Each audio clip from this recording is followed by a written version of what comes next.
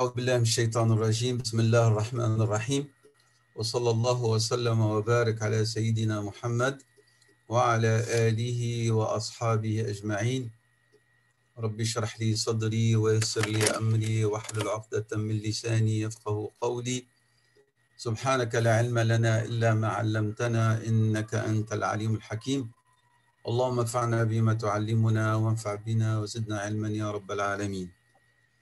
قوله رحمه الله تعالى قال الإمام الهروي رحمه الله: الدرجة الثانية خوف المكر في جريان الأنفاس المستغرقة في اليقظة المشوبة بالحلاوة. خوف المكر في جريان الأنفاس المستغرقة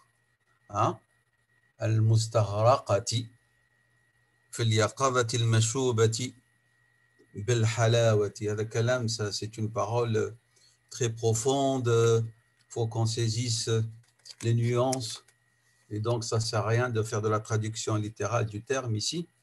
Donc nous allons essayer de suivre mot à mot pour saisir à travers l'explication d'Ibn al-Qayyim rahimahullah ta'ala de cette deuxième définition du deuxième degré de la crainte. Khawful makri. Ce que nous avons pu saisir de cette parole, d'à travers le commentaire d'Ibn al-Qayyim rahimahullah, c'est que le serviteur qui veut acquérir cette manzila et accéder à ce deuxième degré de cette manzila, c'est qu'il craigne les moments de la douceur de la foi qu'il réussit à vivre. C'est-à-dire la personne et le serviteur qui chemine dans la voie de la transcendance, par la grâce de Dieu subhanahu wa ta'ala, il va lui accorder de vivre ces moments de douceur de la foi, halawat l'iman, dont avait parlé Rasulullah sallallahu alayhi wa sallam. Donc, il va avoir peur. Donc, je rappelle la définition de l'imam al-Harawi, telle qu'elle est proposée par l'imam Ibn al-Qayyim. قوله رحمه الله: الدرجة الثانية خوف المكر في جريان الأنفاس المستغرقة في اليقظة المشوبة بالحلاوة. Si nous lisons un peu ce que dit Ibn al-Qayyim dans son commentaire, يريد أن من حصلت له اليقظة بلا غفلة واستغرقت أنفاسه فيها استحلى ذلك. Il dit Ibn al-Qayyim, en commentant, il voulait dire, l'imam al-Harawi, que lorsque la personne se trouve dans un état d'éveil et il s'est libéré de la distraction et que son cœur istaghraqat, c'est-à-dire il va vraiment vivre longtemps ces états-là, istahla dhalika, il va trouver de la douceur de cela. Il dit, Ibn al-Qayyim, فَإِنَّهُ لَا أَحْلَى مِنَ الْحُضُورِ فِي الْيَقَظَةِ. Il n'y a pas plus beau, plus doux pour le cœur que de vivre ces douceurs alors qu'on est dans un état d'éveil au niveau de son cœur. Hein. Et puis il dit Ibn al-Qayyim, eh ben, celui qui s'élève et qui va vivre et arriver, Inch'Allah, au degré de la crainte, يَخَافُ الْمَكْرَ. Il doit craindre que ça se retourne contre lui, que ces moments de grâce et de douceur ne deviennent peut-être source et cause pour qu'Allah subhanahu wa ta'ala lui retire cette douceur. C'est-à-dire, si je m'explique, le serviteur, il doit craindre les moments de la douceur de la foi, les moments de l'éveil de son cœur et de la grâce et même de l'augmentation extraordinaire de sa foi. As-saliku, celui qui chemine, il va vivre ces moments d'intimité avec Allah subhanahu wa ta'ala مثلا, lorsque vous arrivez à un état où vous allez vivre des moments extraordinaires de transcendance spirituelle pendant votre prière. Vous sentez que vous priez d'une manière différente et que vous trouvez dans un état de grâce différent au moment de la prière ou d'accomplir un acte d'adoration ou au moment de votre lecture du Saint-Coran. Vous allez sentir les significations extraordinaires et profondes de la parole de Dieu. Ibn al-Harawi dit يستغرق معها. Il va être obnubilé par cet état de grâce. Et ben, le fait de se trouver dans son état de grâce risque de faire oublier à certains que s'il est arrivé à ce degré-là, c'est grâce à l'assistance de Dieu, subhanahu wa ta'ala. فذلك بتوفيق من الله. Qu'il ne se laisse pas leurrer de dire ah, ça y est, je suis arrivé à la transcendance grâce à toute ma dévotion et à mes œuvres. Qu'il rappelle à son nafs que s'il est arrivé à ce degré-là, c'est bifadlillahi wa tawfiqihi. Fala ya'manu makrahu. Il doit craindre s'il oublie Allah subhanahu wa ta'ala et il ramène tout cela à sa propre personne et à sa mujahada. Hein? À sa mujahada, qu'il doit avoir peur qu'Allah subhanahu wa ta'ala ne lui retire cette foi, qu'il ne le spolie de cette foi, parce que au lieu de rendre grâce à Dieu subhanahu wa ta'ala qu'il a assisté pour s'élever ainsi, il va ramener tout cela à sa mujahada, à son effort, à sa dévotion. C'est clair? Donc il dit يعني أن وحشة الخوف إنما تكون مع. Donc il dit ici, excusez-moi, je reviens. Il dit فكم من مربوط بحاله إن انعكس عليه الحال. C'est une phrase très très profonde ici. Al-marbout, celui qui est envié par les autres. Oh, regardez le dévot, cet adorateur. Et plus que ça, c'est lorsque lui-même, il se rend grâce à lui-même. Et il se rend grâce à lui-même, comme j'ai dit, parce qu'il est obnubilé par cet état de grâce. Et qu'est-ce qui va se passer? Eh bien, il va se retrouver dans une situation renversée où il va perdre tout cela. ورجع من حسن المعاملة إلى قبيح الأعمال. Et il va perdre cet état de grâce où il était dans un état où Dieu subhanahu wa ta'ala le traite bien parce qu'il était un dévot sincère. Eh ben, il va tomber dans قبيح الأعمال, dans les actions laides telles que le riya ou le kibr ou le ghurur. Et si on ne parle pas de péché, on parle, c'est-à-dire قبيح الأعمال, c'est-à-dire tel que l'orgueil. Rajul wala sheikh, ou elle est devenue sheikha. Et même ils se sont dans un état de grâce et les gens viennent lui embrasser la main, chercher sa baraka. Et il est content de cela au fond de lui-même. Il dit فأصبح يقلب كفيه ويضرب اليمين على الشمال. C'est un exemple ici. Il dit il va tomber dans un état de perte. يقلب كفيه, c'est ce geste-là pour dire j'ai tout perdu, comme Dieu l'a dit dans Surat Al-Kahf. أصبح يقلب كفيه على ما أنفق فيها وهي خاوية على عروشها. C'est-à-dire il va tomber dans un état de regret parce qu'il a tout perdu. ورجع donc فأصبح يقلب كفيه ويضرب باليمين على الشمال. C'est ça, ce geste-ci pour dire j'ai tout perdu. يضرب بيمينه على شماله.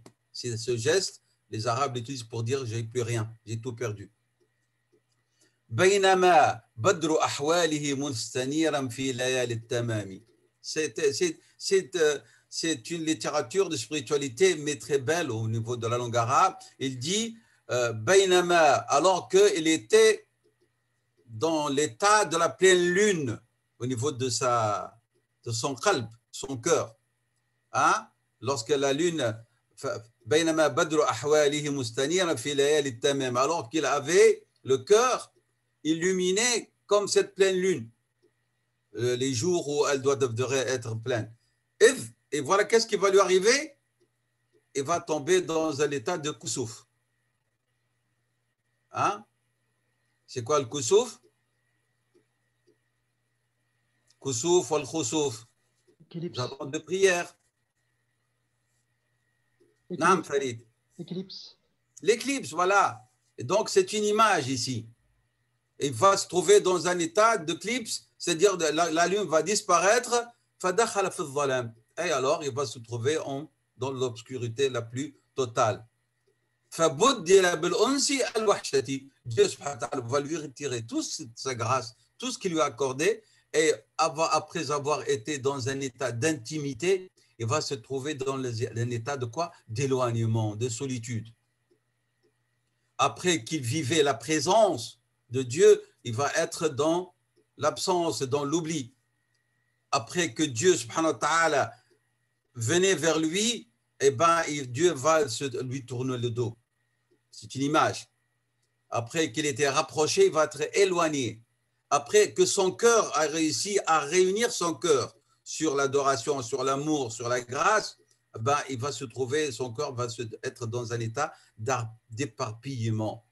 وبالتقريب إبعادا وبالجمع تفرقة كما قيل comme on a dit, il parle de poète, أحسنت ظنك بالأيام إذ حسنت ولم تخف سوء ما يأتي به القدر.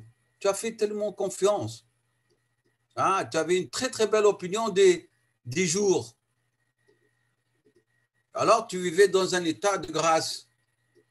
Alors que l'islam nous apprend et dit, vous vivez les moments de grâce, mais toujours ayez dans le cœur et dans l'esprit que peut-être il y aura des jours, moments difficiles.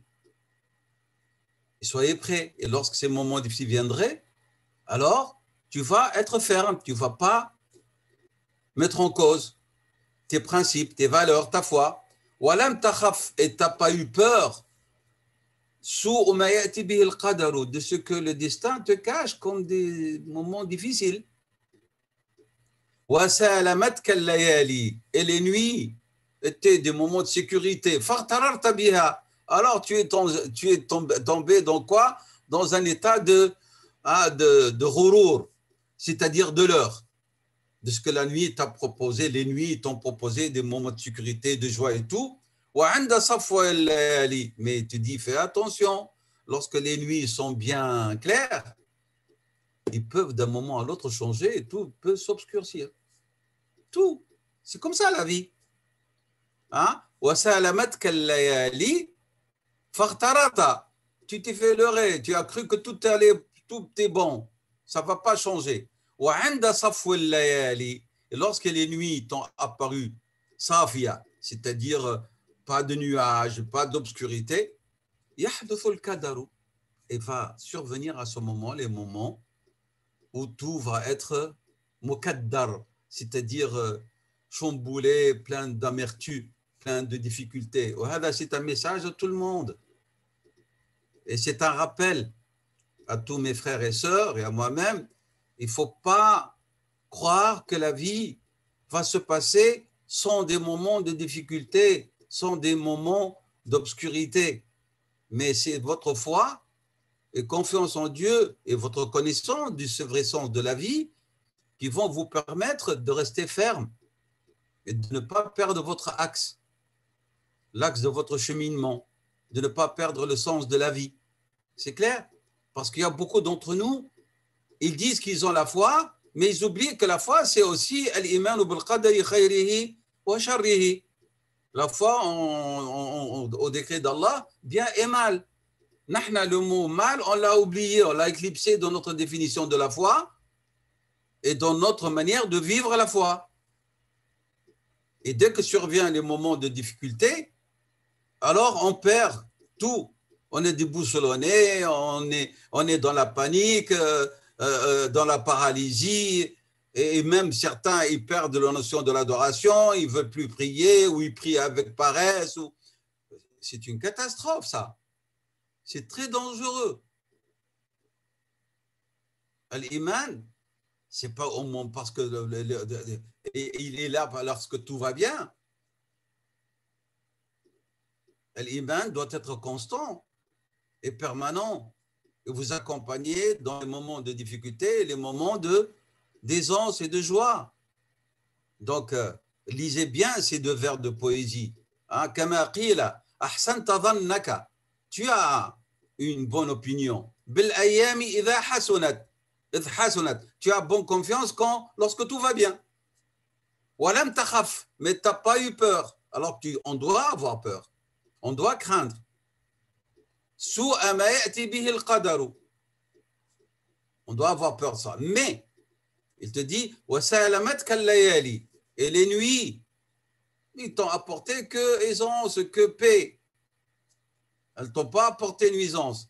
Faghtararta biha. Et lorsque al-layali salamatka, qu'est-ce que tu as eu comme attitude? Tu as perdu cette règle-là. Et alors, faghtararta, tu t'es fait leurrer. Alors qu'il y a un principe dans la vie, il dit, lorsque tout est beau, tout est clair, les nuits sont claires, à tout moment peut survenir quoi? Al-Qadaru. Al-Qadaru, c'est-à-dire tout peut devenir pêle-mêle. Comme on dit, ma'un mukaddar, c'est de l'eau qui était pure et puis on a mis dedans des déchets, il devient mukaddar. Il n'est plus pur. Et bien, c'est la vie, c'est comme ça. Donc, ici, il dit, si nous voulons essayer de comprendre ce que Ibn al-Qayyim rahimahullah voulait nous exposer, c'est comme s'il nous dit, attention, il y a beaucoup de serviteurs de Dieu, de ceux qui cherchent à cheminer, qui vivent cette situation. C'est-à-dire, et ils s'adonnent à l'adoration et ils commencent à goûter à ces délices de l'adoration avec une ferveur. Et puis, qu'est-ce qui va se passer? Eh ben, ils vont sentir qu'il y a un changement, qu'il y a un revirement. On peut tomber dans un état après cette ferveur, dans un état de perte de cette fermeté de la foi, dans l'action de domination. On est dans une situation d'inertie. On sent qu'il y a de la... qu'on rétrograde. C'est-à-dire, on n'est pas dans un état de permanence au niveau de notre manière d'adorer Allah subhanahu wa ta'ala. Et beaucoup, surtout chez les jeunes, on voit cela. Et nous-mêmes, on le sent dans notre état spirituel changeant. On n'est pas dans une permanence et une constance. Il y a de la fermeté.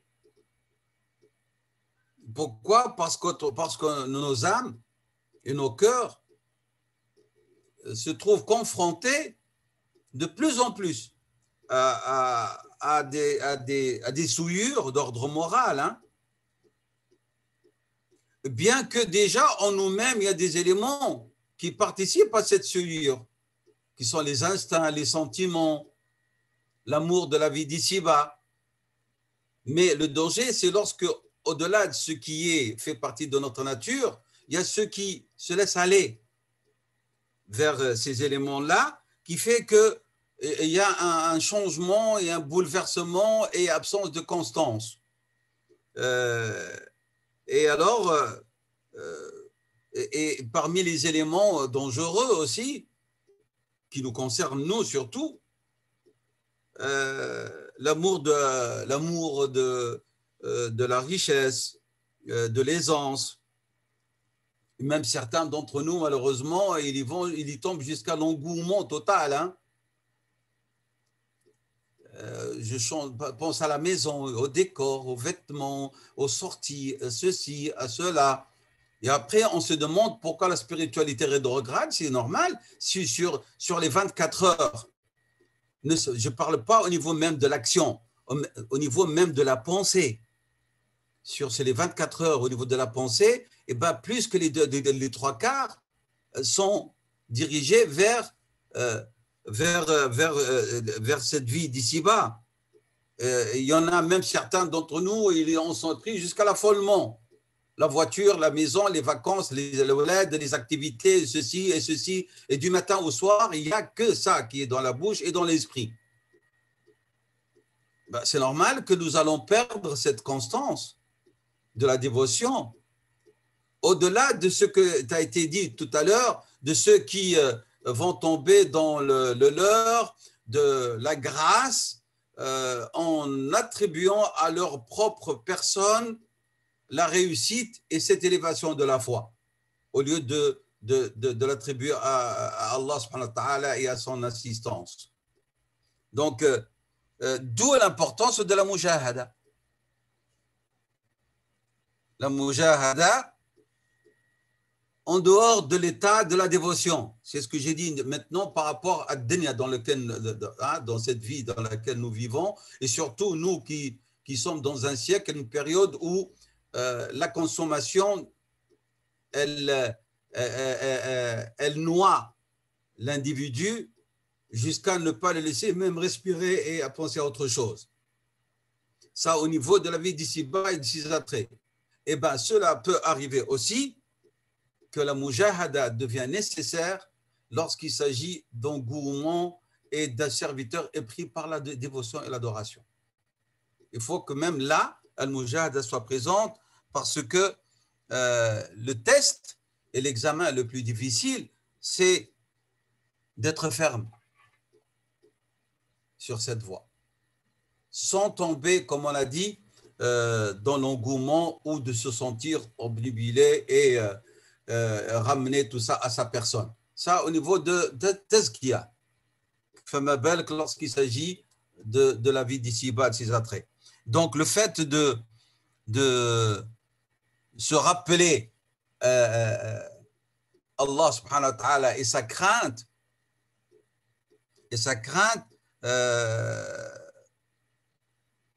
c'est un des degrés les plus supérieurs de l'iman.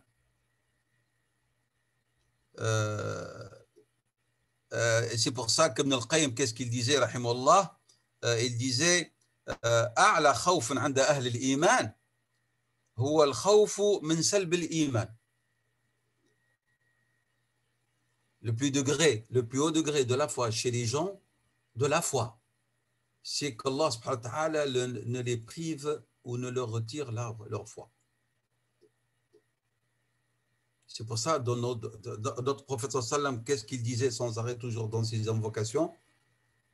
Ya muqallib al-qulub, thabbit qalbi ala dinik. Ô toi, Seigneur, qui bouleverse les cœurs, les change, hein? Mais l'iman ila al-kufr, l'a'idhu billah, Dieu nous en préserve. Seigneur, affermis mon cœur sur ta religion.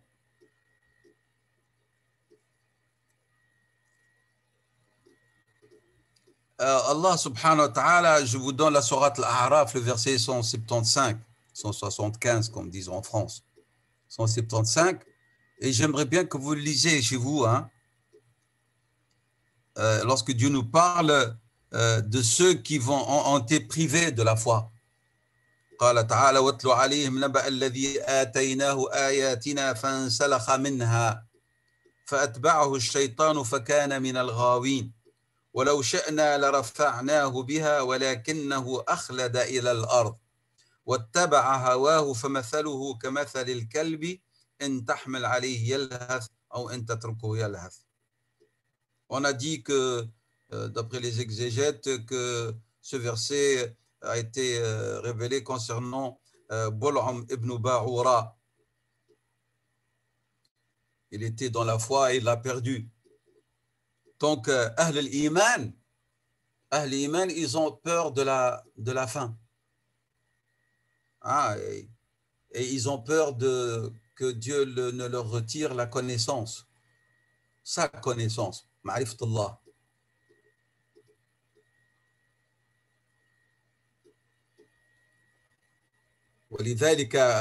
C'est pour ça que l'invocation des gens de la foi, c'est quoi? قوله تعالى ربنا لا تزغ قلوبنا بعد إذ هديتنا. C'est ça دعاء أهل الإيمان. هذا الدعاء ليس من دعاء الضالين. C'est une invocation, c'est pas celle des égarés. C'est des gens de la foi. Ils sont في الهداية. ربنا لا تزغ قلوبنا بعد إذ هديتنا. يا رب نحن مهتدين. Nous sommes parmi les guidés. Seigneur, alors ne nous égare pas, ne nous prive pas, ne nous prends pas cette foi que tu nous as accordée, cette guidance que tu nous as accordée. ربنا لا تزغ قلوبنا بعد إذ هديتنا. فهذا دعاء أهل الإيمان. Et c'est ce que nous avions dit, ce qui était l'invocation de notre prophète sallallahu alayhi wa sallam. Ya muqallib al-qulub, thabbat qalbi ala dinik. Le hadith est rapporté par Tirmidhi, Abu Daoud, l'imam Ahmad et d'autres. Ahl al-ta'a, les gens de la dévotion et de l'adoration, ils ont peur de ce retournement de situation, alors qu'ils vivent l'état de la douceur de la foi.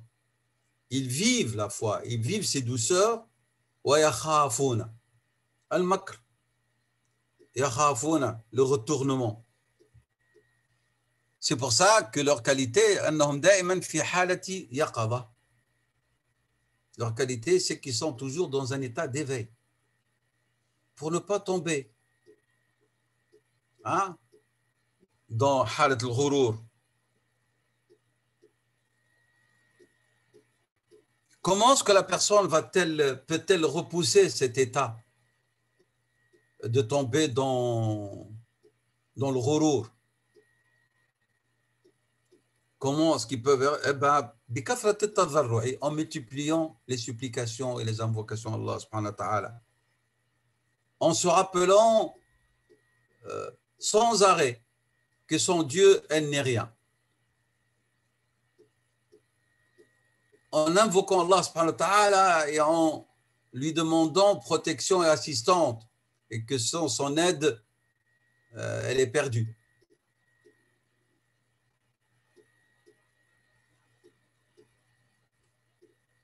قوله تعالى الحمد لله الذي هدانا لهذا وما كنا لنهتدي لولا أن هدانا الله وما كنا لنهتدي لولا أن هدانا الله فالهداية من الله سبحانه وتعالى. C'est pour ça que parmi les invocations qui ont été rapportées dans la sunna de Rasulullah sallallahu alayhi wa sallam, Allahumma inni a'udhu bika min zawali ni'matika wa tahawuli afiyatika. Seigneur, je cherche protection ou refuge auprès de toi, zawal, de la disparition de tes bienfaits et du changement que je risque de subir. Par quoi? Par ce bouleversement et par le retrait de l'afia, de ton pardon, de ta grâce. C'est-à-dire, Seigneur, je cherche protection auprès de toi, qu'après l'afia ne survienne l'épreuve de la perte de la foi, de la mise en cause de la foi. Rapporté par Muslim, cette invocation de Rasulullah sallallahu alayhi wa sallam. C'est pour ça, chacun d'entre nous doit toujours demander à Allah subhanahu wa ta'ala soutien. Attention, il y a une règle que lorsque on aime quelque chose avec excès et excessivement, elle peut aveugler. Quelle que soit la chose, j'ai dit chose. Ça peut être la spiritualité, ça peut être son ami, ses parents, ça peut être son époux, ça peut être son épouse, ses enfants, la vie, la réussite. Le proverbe arabe dit en arabe hubbuka lish-shay'i yu'mi wa yusm. Hubbuka lish-shay'i, lorsque tu aimes quelque chose avec excès, ça te rend aveugle et ça te rend sourd.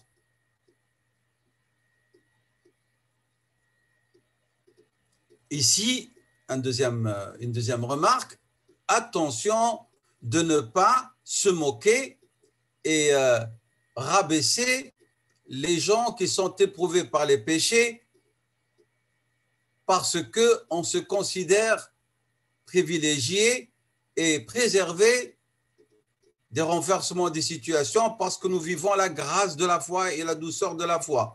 Attention.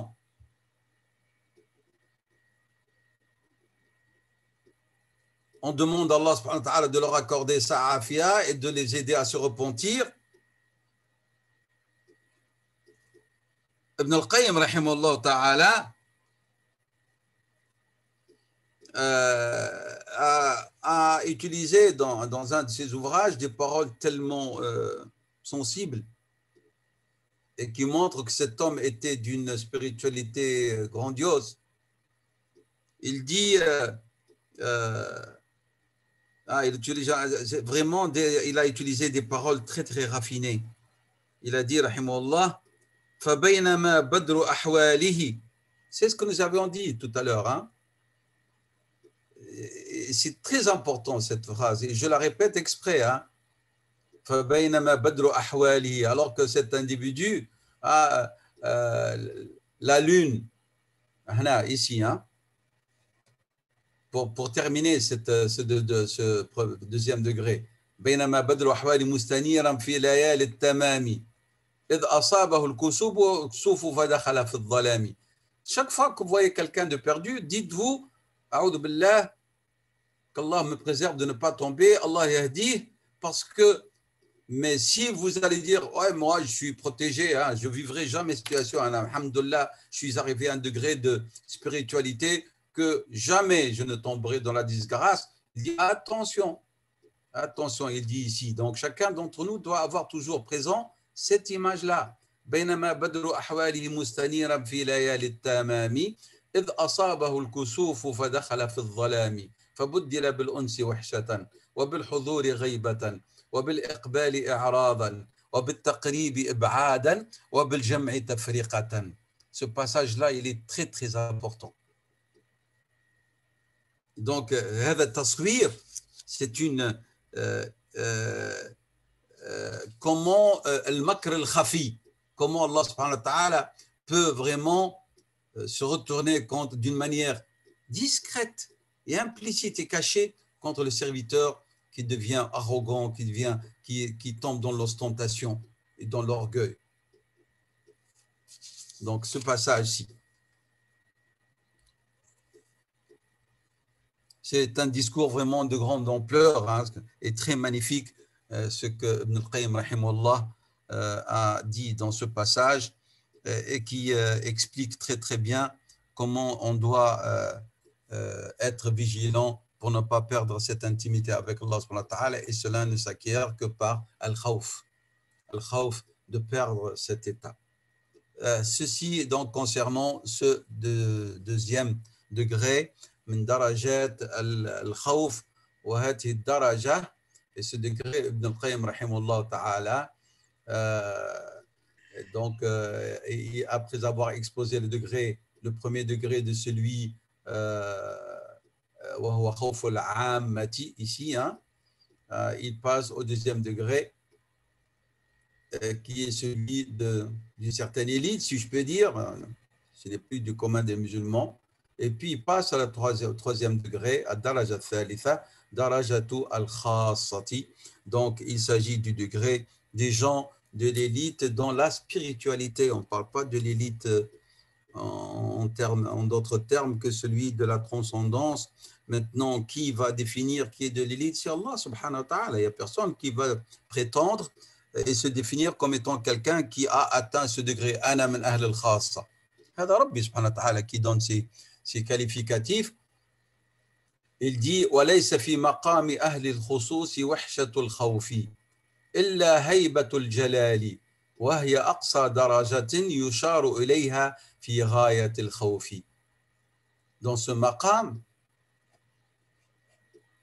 c'est pas la peur de la disgrâce. Non, c'est la crainte révérentielle. C'est des gens qui se sont libérés de cette ostentation et de cette arrogance, hein, et de l'oubli de la grâce d'Allah, de son existence. Non, eux, ils fonctionnent en ayant Allah en omniprésent, et ils le disent, ils vivent sans arrêt que s'ils vivent ces douceurs de la foi, s'ils ont atteint ce degré, c'est par Allah, la grâce d'Allah subhanahu wa ta'ala et wa tawfiq et son assistance. Donc, c'est quel khawf, quel type de khawf? Il dit khawfu haybatul jalal. Donc, c'est-à-dire, comme si Ibn al-Qayyim voulait expliquer, en disant ce que disait l'imam al-Harawi, Jalalullahi ta'ala, la majesté de Dieu, subhanahu wa ta'ala, et sa grandeur exige nécessairement qu'il doit être le seul à craindre, et le seul à aimer, et le seul vers qui se diriger, en tout moment, en tout instant. C'est ça, les sons de... Et ces qualificatifs ne peuvent être accordés qu'à Allah, subhanahu wa ta'ala. C'est-à-dire, الذي تخافه وتقبل عليه وتحبه. Tu le craignes et tu te retournes que vers lui et tu l'aimes. حتى الرسول صلى الله عليه وسلم نحبه. On l'aime. Mais ces trois éléments ne peuvent pas se réunir pour le prophète sallallahu alayhi wa sallam. Rasulullah nuhibbuhu faqat, on l'aime uniquement. Mais alladhi nu'azzimuhu wa nujilluhu wa nakhafu wa nuhibbuhu wallahu wahdah. Rasulullah sallam n'a pas ces qualificatifs sallallahu alayhi wa sallam. فإننا نحب رسول الله ولكن الله نخافه. Regardez ce qu'il a dit. نخافه نجله ونحبه. Et puis il dit rahimahullah,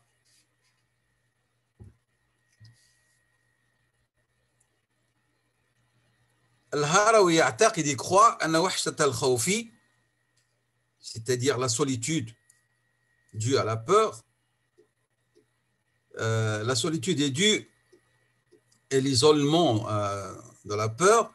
Il dit ici l'imam Harawi, on ne peut le réussir ou y accéder que lorsqu'on se, on va dire, lorsqu'on se retire totalement.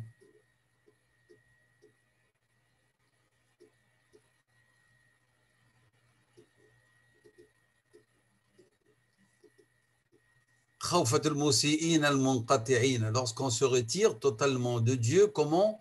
Parce qu'on a fait quelque chose de mauvais.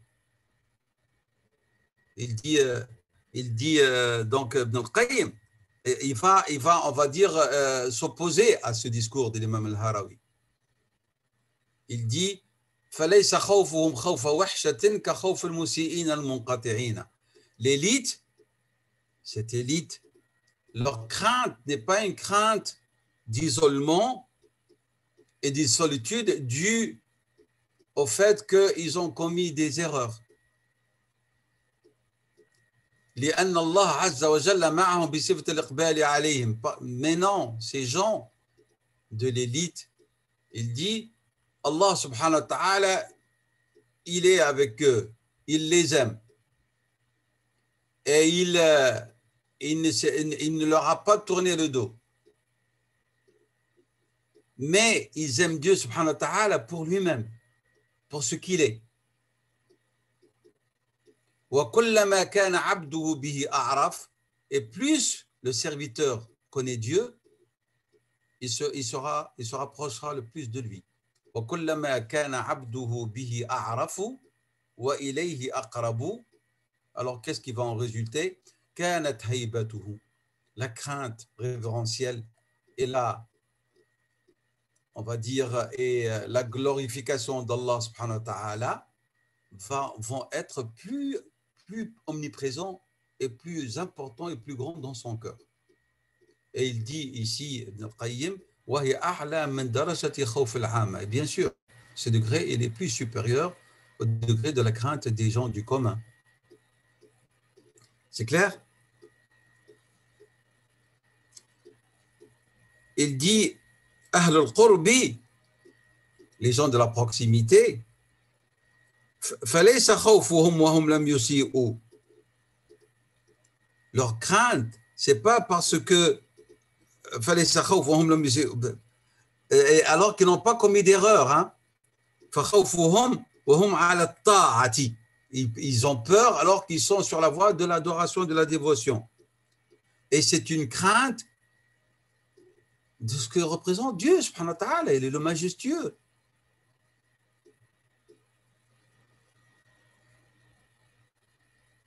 Mais Ibn al-Qayyim va ici dire quelque chose qui est différent de ce que avance Imam al-Harawi. Il va dire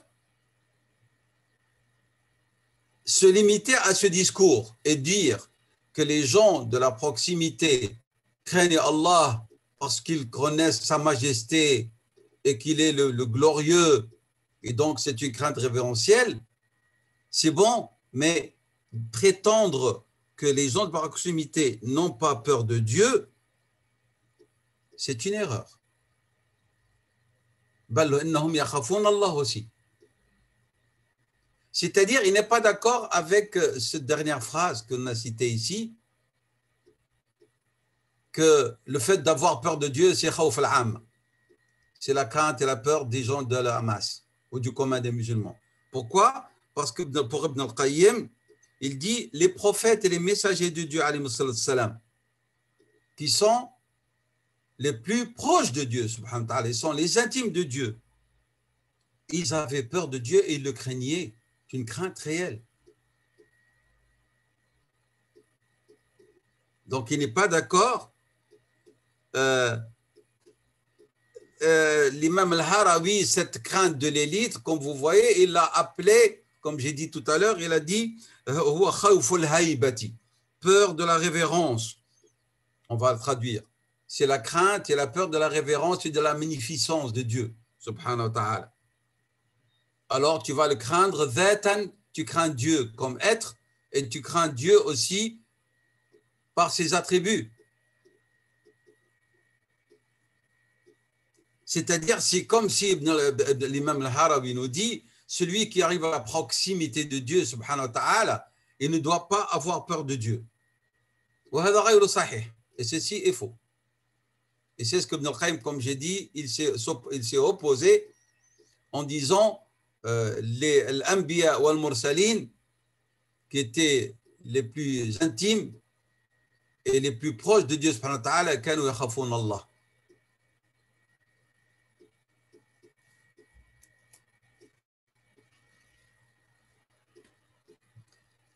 Et puis Ibn al-Qayyim, il va corriger, si je peux dire, ce discours de l'imam al-Harawi, et alors il va dire en vérité le sens juste que nous pouvons donner à la parole ou à la définition de l'imam al-Harawi, parfois comme s'il lui cherche des justificatifs, ou il va donner des commentaires pour corriger, si je peux dire, ce que peut suggérer les définitions que l'imam al-Harawi proposait. Alors il va dire, l'imam Ibn al-Qayyim, en vérité le sens juste de la parole d'imam al-Harawi, rahimahullah, c'est que tu craignes Allah subhanahu wa ta'ala et tu vis deux situations, on va dire, deux états. Si tu es quelqu'un qui a fait des erreurs, moussi, et les erreurs, comme on a dit, pas forcément les péchés, mais aussi le fait de se sentir dans un état de grâce, et grâce sans l'assistance de Dieu, etc. Hein, il dit, alors tu dois avoir peur, et de quoi? De te trouver seul, dans la solitude. La solitude de tes pensées, de ton péché. Et Dieu ne sera plus avec toi. Ça, c'est une première crainte. Et lorsque tu es dans l'adoration, alors tu dois avoir peur, alors que tu es dans l'adoration, que ton action ne soit pas agréée. Qu'il n'y aura pas tu dois avoir peur de l'absence de la sincérité. Tu dois avoir peur à ce moment-là, malgré que tu t'adonnes à l'adoration, de tomber dans un état d'isolement et de solitude. C'est clair? Il dit, et ceci est très dangereux pour celui qui chemine dans la voie de l'adoration de Dieu subhanahu wa ta'ala. Ici, il dit à Allah, وكلما كان عبده به أعرف وإليه أقرب كانت هيبته وإجلاله في قلبه أعظم وهي أعلى درجة من درجة الخوف وهو الخوف العام. Nous avons répondu comment Ibn al-Qayyim n'est pas d'accord à 100% avec cette signification et il corrige en donnant un autre sens à cette définition. Après la deuxième partie de ce درجة الخاصة قوله وهي il dit وهي هيبة تعارض المكاشفة أوقات المناجاة.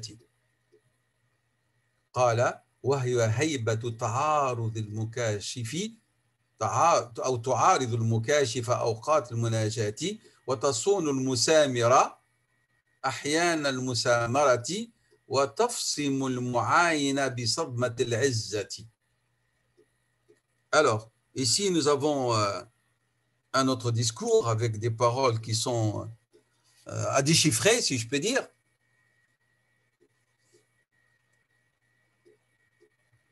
Lorsqu'il nous parle donc de cette darajat al-khassa, du degré des gens de l'élite. Alors, il nous dit ici, wahya, cette crainte. Haybatun, c'est une crainte révérentielle, moi, que j'ai voulu appeler, donc, qui doit te mettre dans un état de crainte alors que tu vis des moments de confidence. Pourquoi il dit, c'est cette première partie, haybatun, qu'est-ce qu'elle va faire?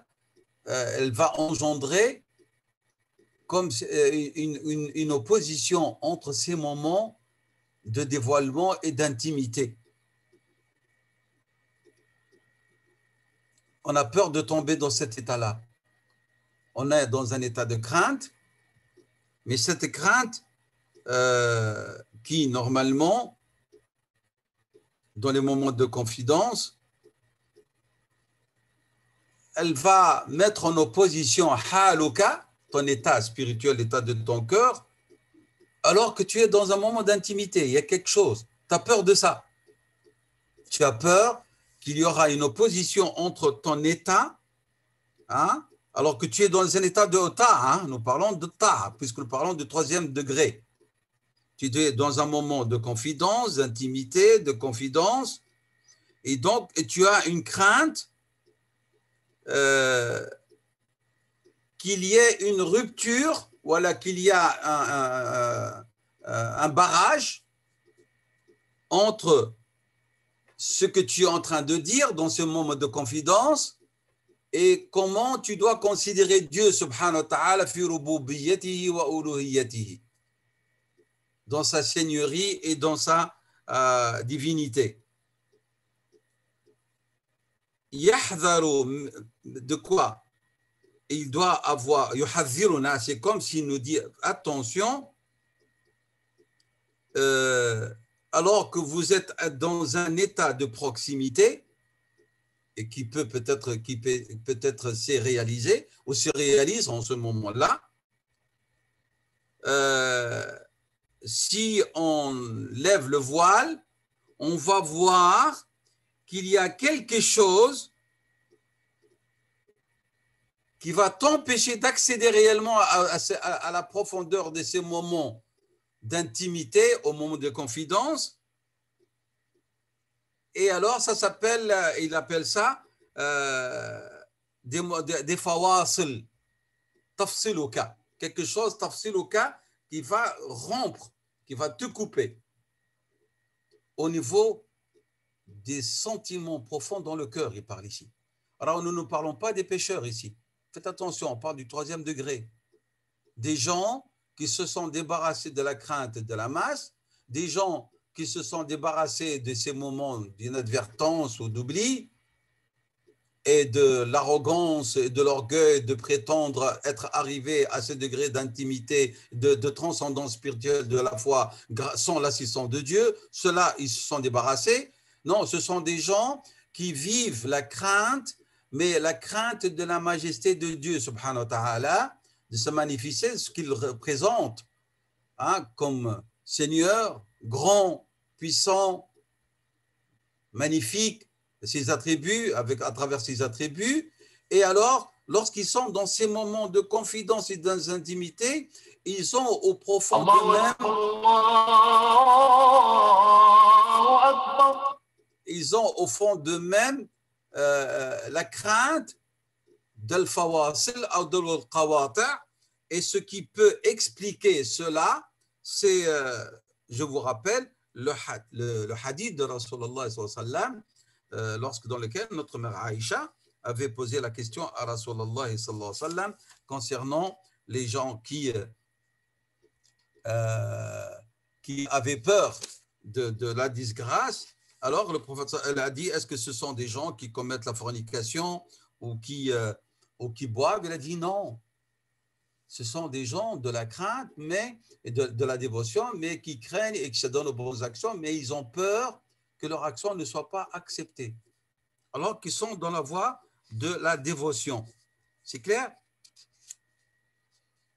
Et la preuve, maintenant, ce que Ibn al-Qayyim dit, il dit quelque chose de très profond, et que ce n'est pas donné à n'importe qui cela. Il dit, est-ce que vous ne vous rappelez pas, en lisant le Coran, que les anges de la proximité, ceux qui sont proches de Dieu, subhanahu wa ta'ala, alors qu'ils sont dans leur essence même, ils ne commettent pas, ils ne connaissent pas le péché et ils ne commettront pas de péché, et malgré ça, ils ont peur d'Allah subhanahu wa ta'ala. Mais c'est cet état-là, entre guillemets, vers laquelle transcendent ces gens de troisième degré. قوله تعالى يسبح الرعد بحمده والملائكة من خيفته. Le tonnerre purifie le nom d'Allah et ainsi que les anges, par crainte. C'est la sourate le tonnerre, le verset 13.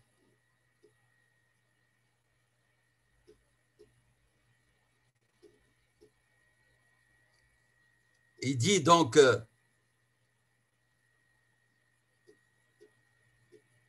Al-Haïba, la grandeur et la crainte de révérentielle de Dieu subhanahu wa ta'ala, ne doit pas nous oublier maqam Allah, le statut de Dieu subhanahu wa ta'ala. Pourquoi? Parce qu'il dit, si le serviteur qui atteint ce troisième degré, si vraiment il arrive à vivre cet état dont parle l'imam al-Harawi, c'est-à-dire ils se sont libérés min wahshat al-khawfi, ils se sont libérés de ça, de la peur, de la solitude due à la crainte. Alors, ils vont être dans quel état? Haybatul jalal. Ils vont vivre dans l'état de la crainte révérentielle de la magnificence d'Allah subhanahu wa ta'ala, que l'imam al-Harawi a considéré comme étant le degré le plus supérieur de la crainte. Ibn al-Qayyim dit attention, parce qu'il y a le risque que si le serviteur oublie qu'il y a toujours Dieu subhanahu wa ta'ala comme être et attribut et qui est le Seigneur, dont même les anges ont peur, que les prophètes et les messagers salam, qui sont les plus connaisseurs de Dieu, ont peur que ces gens de l'élite, attention qu'ils ne tombent pas dans l'erreur de dire nous sommes arrivés à un état de qurb et nous sommes sur le plan spirituel en état de fusion avec Allah subhanahu wa ta'ala, qui risque de te faire oublier que tu dois avoir peur de lui. C'est clair? Est-ce que vous avez compris vraiment ce que Ibn al-Qayyim est en train de nous dire?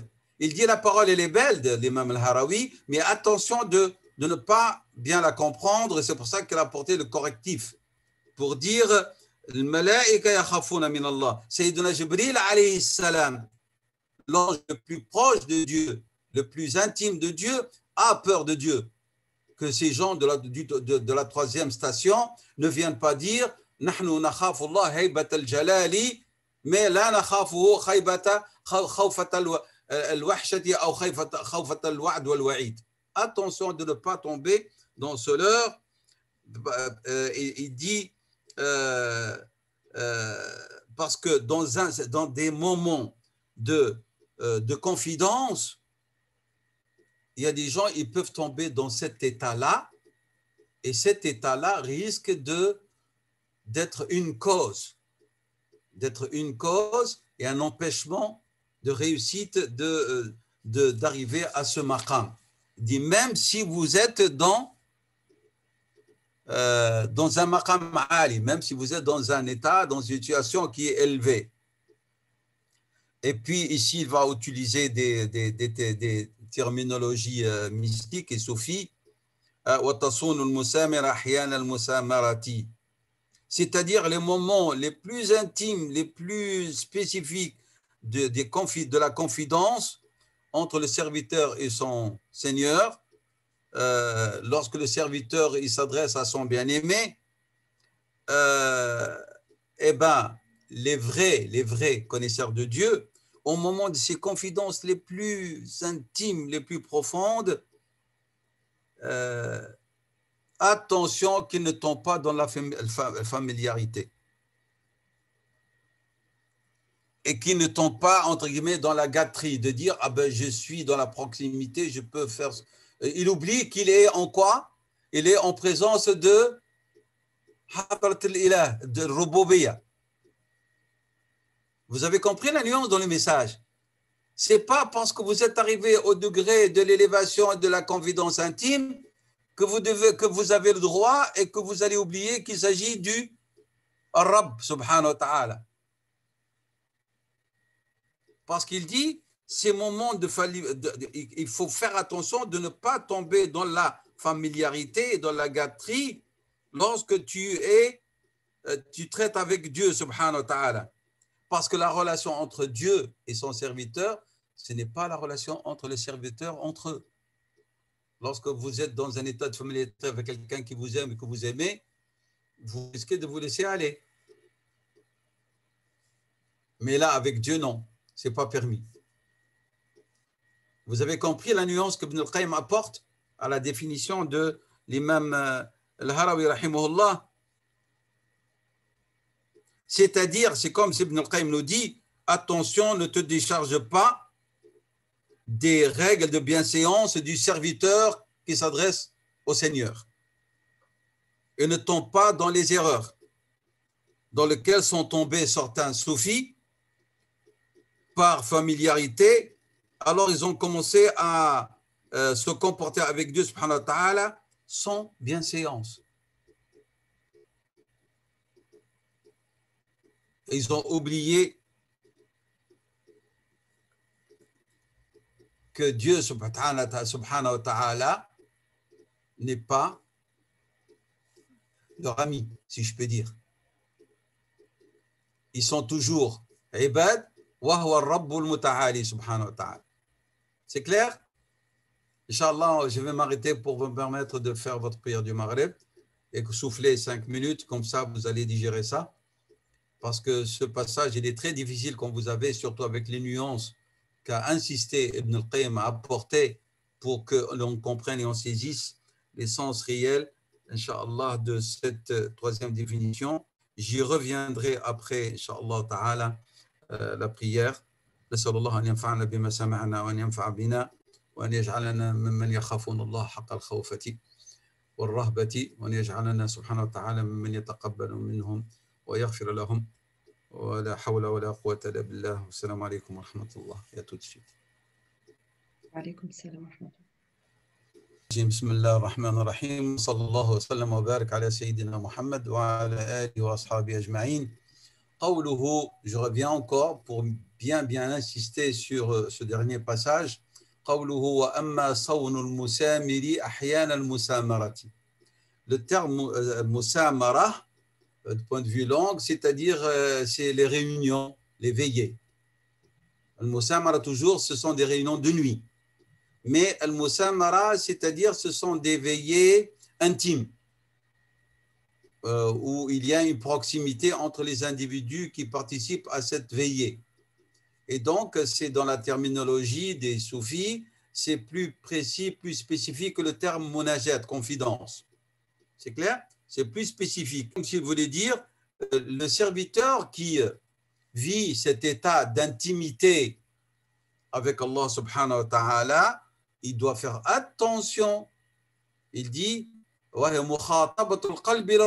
c'est lorsque le cœur s'adresse au Seigneur. C'est lorsque c'est une confidence et on s'adresse de nuit pendant la prière de nuit, les veillées, hein, sahar, dua, ou tadabbur, ou tafakkur, ou salat. Et il dit, et donc le serviteur, par son cœur, il s'adresse à celui qu'il aime, et ben, il ne doit pas perdre son cœur, l'omniprésence de la magnificence, de la majesté d'Allah subhanahu wa ta'ala, et qu'il ne tombe pas dans la familiarité et dans la gâterie.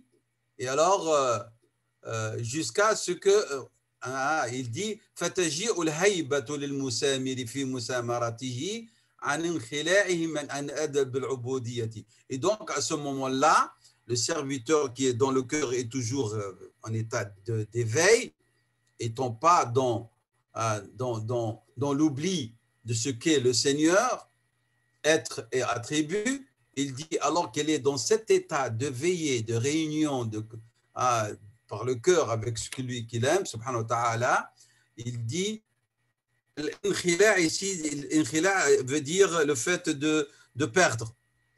C'est le perdre ou s'en défaire. Il ne doit pas se défaire, se décharger, il ne doit pas se démettre, si je peux dire, de quoi? Il ne doit pas perdre, alors qu'il est dans cet état de grâce et de proximité, les règles de bienséance qui sont nécessaires et obligatoires, qui doivent être toujours présents, celui du serviteur qui s'adresse à son Seigneur subhanahu wa ta'ala. Parce que tous les serviteurs sont tous les hommes, qu'ils soient des prophètes ou des savants ou des vertueux ou des pauvres ou des riches, tous ils sont les serviteurs d'Allah subhanahu wa ta'ala. La servitude ne va pas devenir quelque chose dont se sont déchargés les gens de la proximité. C'est une catastrophe s'ils pensent ainsi. C'est eux qui doivent être les plus conscients qui sont ibadullah. Et puisque nous avons cité le verset du Coran concernant les prophètes et les anges. قال الهروي رحمه الله وأما فصمها المعاين بصدمة العزة. الفصم du point de vue langue هو القطع, c'est la rupture.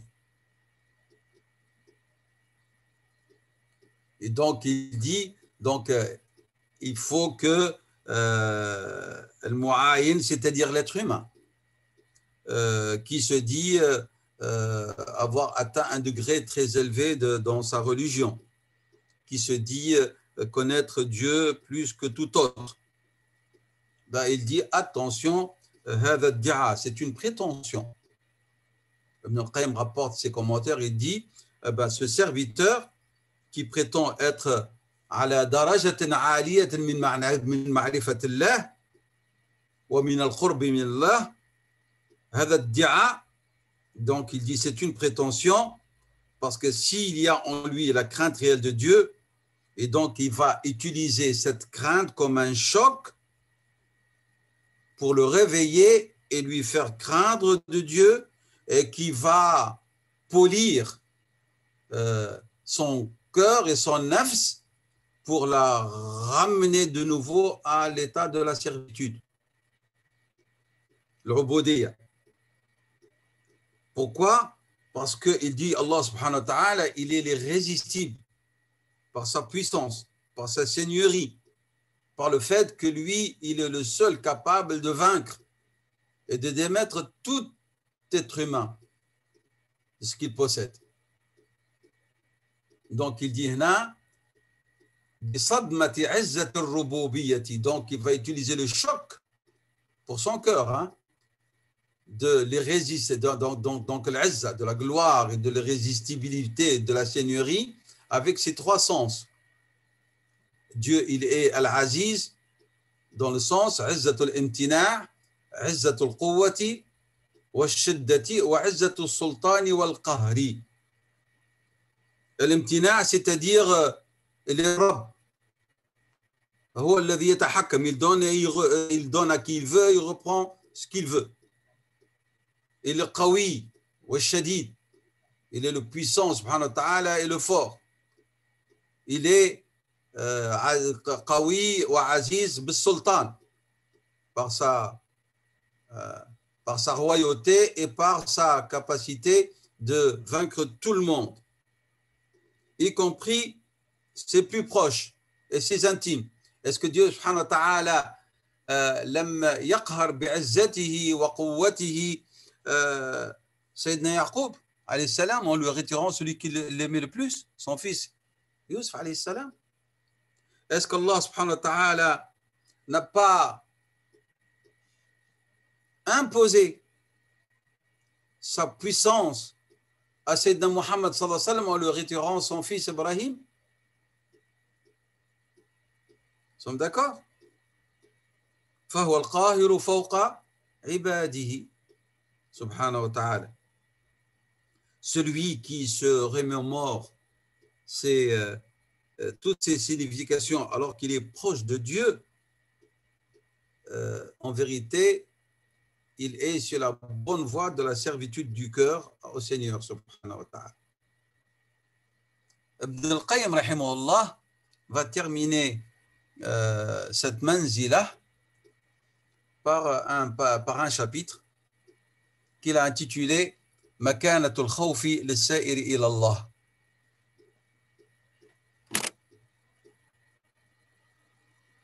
C'est-à-dire, quelle est la place qu'occupe la crainte de Dieu dans le cœur de celui qui chemine vers Allah subhanahu wa ta'ala.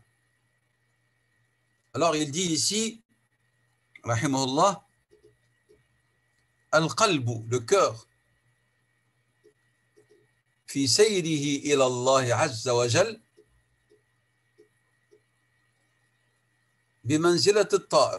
Le cœur, dans son cheminement vers Allah subhanahu wa ta'ala, est à l'exemple d'un oiseau.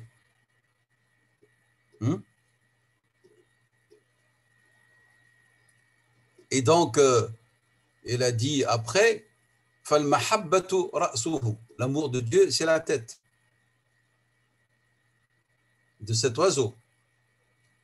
Et la crainte et l'espoir, ce sont les ailes. Si la tête est bien portante et saine et sauve, ainsi que les ailes, ben, l'oiseau, il va bien s'envoler et réussir son envol. Mais si on coupe la tête, l'oiseau, il va mourir. Et s'il perd ses ailes, il va devenir proie à tout chasseur et à toute attaque. Donc, si tu perds l'amour de Dieu, ben, tu es mort. Si tu perds la crainte et l'espoir, eh ben, tu vas être sujet, et là, pas de tout. Il suffit d'une petite épreuve et tu perds ta foi. Et si tu perds la crainte de Dieu, et alors que tu t'es enrichi, tu risques de devenir arrogant, et tu oublies, et rebelle, et tu oublies Allah subhanahu wa ta'ala, et tu vas à ta perte. Puis tu seras proie à ton nafs. Il dit, nos prédécesseurs pieux, ils aimaient que l'on renforce l'aile pour que le vol soit meilleur qui représente la crainte, sur l'aile que représente l'espoir. Et lorsqu'on est en vie, lorsqu'on vit dans cette vie, mais lorsque on quitte cette vie d'ici-bas, ou on est sur le point de quitter cette vie d'ici-bas, il faut renforcer l'aile de l'espoir sur l'aile de la crainte. Et c'est la voie que suivaient Abu Sulayman et autres, rahimahumullah. C'est clair ça? C'est-à-dire vraiment, en principe, pour Ibn al-Qayyim, on ne doit pas donner plus d'importance ou faire valoir une aile sur l'autre. Mais comme il a dit, voilà ce que préfèrent nos prédécesseurs. Mais il explique lorsqu'il a dit Salaf istahabbu an yuqawwi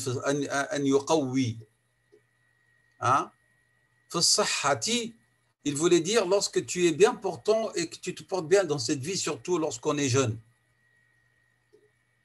Lorsqu'on est jeune et qu'on est bien portant et qu'on possède tout, il vaut mieux renforcer janah al-khawfi, l'aile de la crainte. Et par exemple, c'est-à-dire que la personne multiplie la lecture des versets, des hadiths qui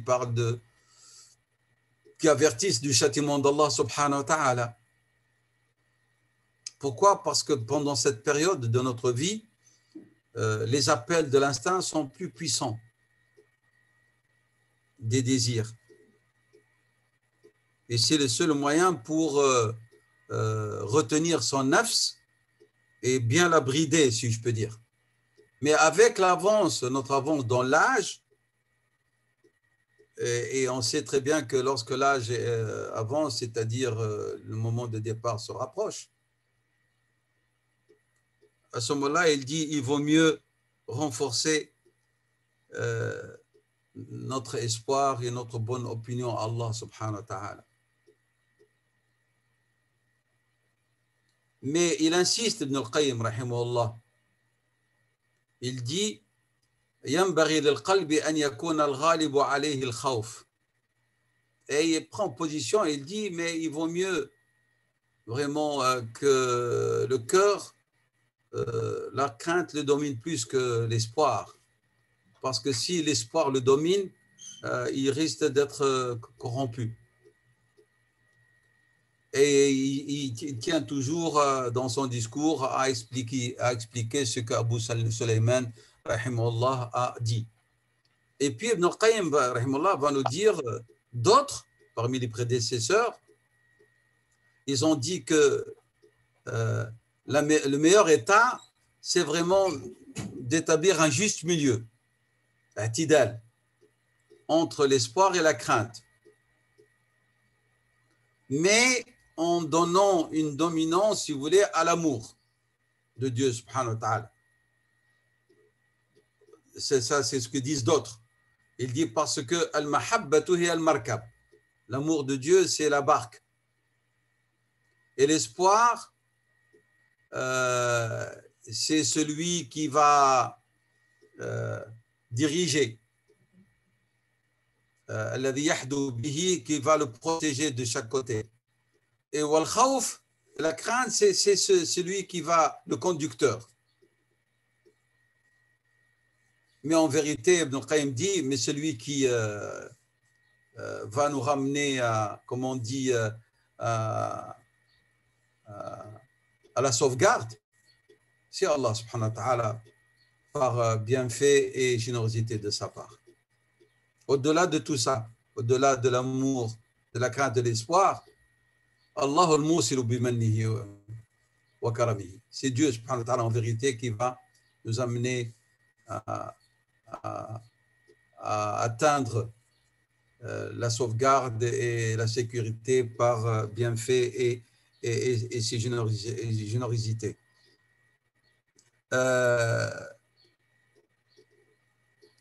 pourquoi est-ce que Ibn al-Qayyim insiste sur la question de mahabba, tout en parlant de l'espoir et de la crainte? Il dit, pour Ibn al-Qayyim, le mahabba est l'élément essentiel, parce que plus tu crains un Dieu, plus tu vas l'aimer. Ils sont inséparables. Chaque fois que plus tu crains Dieu, plus tu vas te rapprocher de lui, plus tu vas fuir vers lui, et donc ton cœur va l'aimer le plus. Voilà ce que Ibn al-Qayyim rahimahullah ta'ala a voulu apporter comme commentaire pour ce troisième degré de manzilat al-khawf min Allah subhanahu wa ta'ala. Ainsi, nous avons terminé al-manzil al-rabi ashar. Nous avons terminé la 14e station des différentes stations que le cœur doit chercher à atteindre dans son cheminement vers Allah subhanahu wa ta'ala, sur la voie de Iyyaka na'budu wa Iyyaka nasta'in, sur la voie de la transcendance. Nous allons commencer l'introduction uniquement aujourd'hui de Al-Manzil al-Khamisa Ashar, de la 15e station.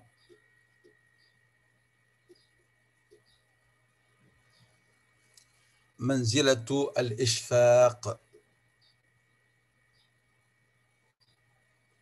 Donc la station de l'appréhension, ou de la moi j'ai traduit la bienveillance aussi envers soi.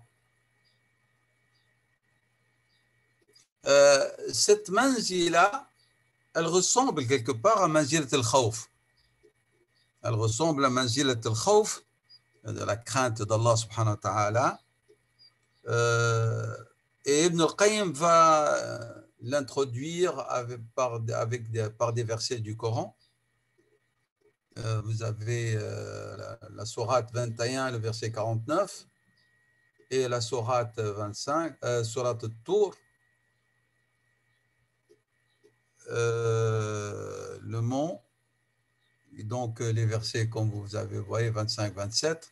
قوله تعالى الذين يخشون ربهم بالغيب وهم من الساعة مشفقون. Vous voyez, dans le verset lui-même, il y a une relation entre la crainte, يخشون ربهم, وقوله تعالى مشفقون. Et le verset suivant, وأقبل بعضهم على بعض يتساءلون قالوا إنا كنا قبل في أهلنا مشفقين فمن الله علينا ووقانا عذاب السموم. Ceux qui craignent leur Seigneur, malgré qu'ils ne le voient pas, dans le secret de leurs âmes, le craignent dans le secret de leurs âmes, et qui s'émeuvent à la pensée de leur, c'est-à-dire et que redoutent leur. Wa qawluhu ta'ala, certains diront, nous étions si angoissés parmi les nôtres à la pensée des tourments de l'enfer, Dieu dans la bonté nous a préservés du souffle brûlant. Donc, al-ishfaq. Al-ishfaq, riqqatul khawfi, a dit Ibn al-Qayyim. Riqqatul khawf. Riqqa, quelque chose de raqiq, c'est quelque chose de vraiment de très fin. C'est une peur, mais vraiment, il y a une finesse spéciale dans cette crainte pour la différencier de al-khawf ou de al-khashya. C'est clair? Et c'est pour ça, pour moi, si je peux faire une relation entre l'appréhension et la bienveillance envers soi, je vais l'appeler vraiment, c'est la peur bienveillante envers soi.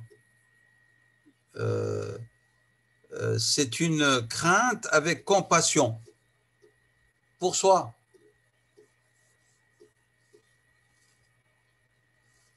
Mais nous allons voir après comment est-ce qu'elle va s'exprimer.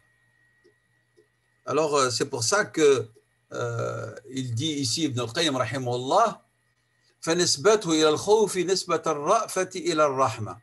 Si on parle de faire dans le sens crainte, c'est lorsqu'on va faire une connexion entre ra'fa, la compassion, et la bonté. il dit فإنها ألطف الرحمة وأرقها. شيء لطيف, c'est quelque chose de subtil, hein, qu'on ne peut pas sentir tellement il est fin, caché.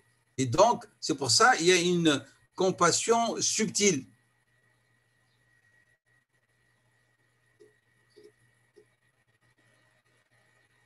C'est-à-dire, lorsqu'on parle de shfaq, c'est comme si elle concerne quelqu'un d'autre.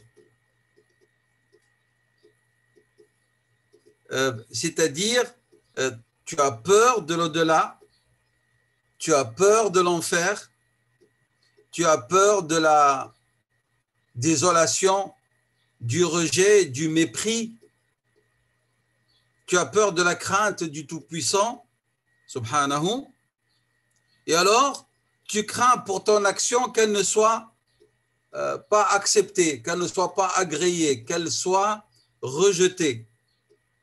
Tu as peur pour ta foi qu'elle ne change, que tu ne la perdes. Donc, si on dit insanun mushfiqun ala nafsihi, c'est comme si on dit c'est quelqu'un qui a de la compassion envers soi et alors il va faire tout pour ne pas commettre ce qui va lui faire perdre la foi et tomber dans la désolation.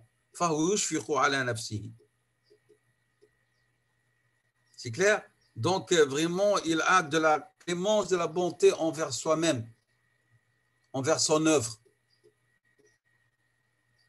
Et donc, si nous voyons un peu le sens du verset, hein, lorsque Allah subhanahu wa ta'ala il dit الذين يخشون ربهم بالغيب وهم من الساعة مشفقون, et dans le verset suivant إنا كنا قبل في أهلنا مشفقين.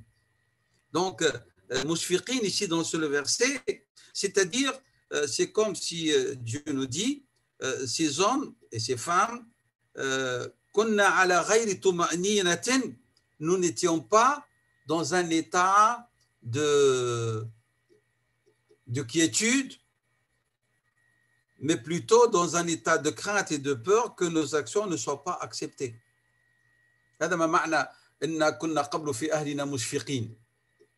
On adorait Dieu et on avait peur que notre adoration ne soit pas acceptée. Donc, qu'est-ce que ça veut dire? Toi, tu as peur pour toi-même alors que tu as accompli la bonne œuvre. Hein? Tu es en train d'accomplir ou tu as accompli la bonne œuvre ou les actes de dévotion. Mais malgré ça, tu éprouves de la compassion, de la clémence et ta pitié de ta personne, que ton œuvre ne soit pas acceptée. Tu as peur que ton cœur, tu éprouves de la compassion envers ton cœur de crainte que son état ne change, sa situation ne change. C'est clair? Alors qu'est-ce que tu vas faire? Tu vas faire ce qui se doit pour que ton cœur ne perde pas. Par exemple, cet état de grâce, pour que tes œuvres ne soient pas rejetées, pour que ta foi, tu ne la perdes pas ou qu'elle ne baisse pas. Et donc, ce qui peut exprimer cet état de compassion, c'est comme par exemple Dieu subhanahu wa ta'ala, lorsqu'il parle de lui-même, des invocations de ses serviteurs, « Rabbana innaka ra'ufun rahim ». Ar-ra'fatu, c'est plus fin que Ar-Rahma, que la miséricorde, que la clémence. Ar-Ra'fa.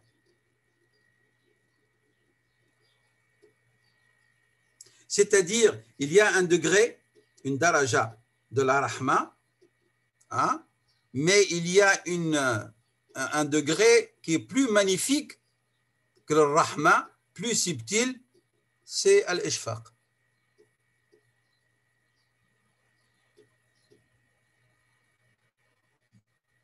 Est-ce que vous avez compris cette définition et cette introduction, ce préambule par lequel Al-Qayyim rahimahullah cherche à nous expliquer la différence et la subtilité qu'il y a entre Al-Khashya ou Al-Khawf et Al-Ishfaq. Hein? Donc, si je peux dire, l'aspect, Al-Ishfaq, c'est l'aspect le plus subtil de la crainte d'Allah subhanahu wa ta'ala. Mais c'est vraiment c'est une crainte accompagnée de bonté, de bienveillance. il est plus magnifique que la crainte. Je m'arrêterai là et la prochaine fois, si Allah subhanahu wa ta'ala le veuille bien et nous accorde longue vie, nous commencerons par Ta'rif al-Harawi lil-Ishfaq wa darajatihi. Wallahu a'lam. Wa sallallahu wa sallam wa barak ala Sayyidina Muhammad wa ala alihi wa sahbihi ajma'in.